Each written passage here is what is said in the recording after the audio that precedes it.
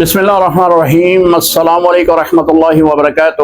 سوال پوچھنے والے ہیں محمد صادق راجپوت رحیم یار خان سے، پوچھتے ہیں مفتی صاحب، سنا ہے گوشت لے کر رات کو سفر نہیں کرنا چاہیے، کیا شریعت میں ایسا کوئی حکم ہے؟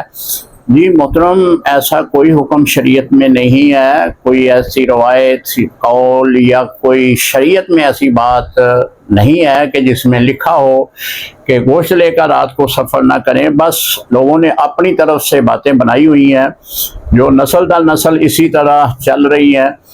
تحقیق کر لینی چاہیے، قریبی دارالافتاء میں جائیں، مسائل کی آگاہی حاصل کریں۔ مسائل کی آگاہی حاصل کرنے سے آپ کو بڑا ثواب ملتا ہے۔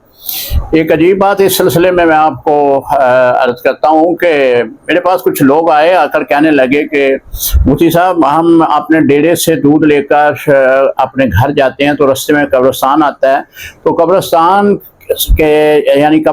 کے اندر ہم داخل نہیں ہوتے، اوپر والا رستہ استعمال کرتے ہیں۔ میں نے پوچھا وہ کیوں؟ کہنے لگے کہ اس لیے کہ سنا ہے کہ مردے جو ہیں وہ دودھ پی لیتے ہیں۔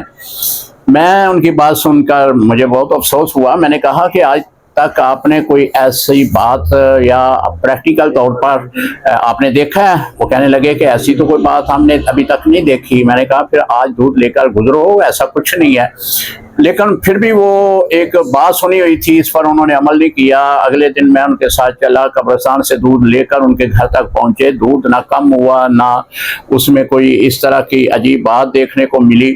بس لوگوں نے اپنی طرف سے مسائل بنائے ہوتے ہیں اور لوگوں کو ایک نسل در نسل ان مسائل کی آگاہی دیتے رہتے ہیں۔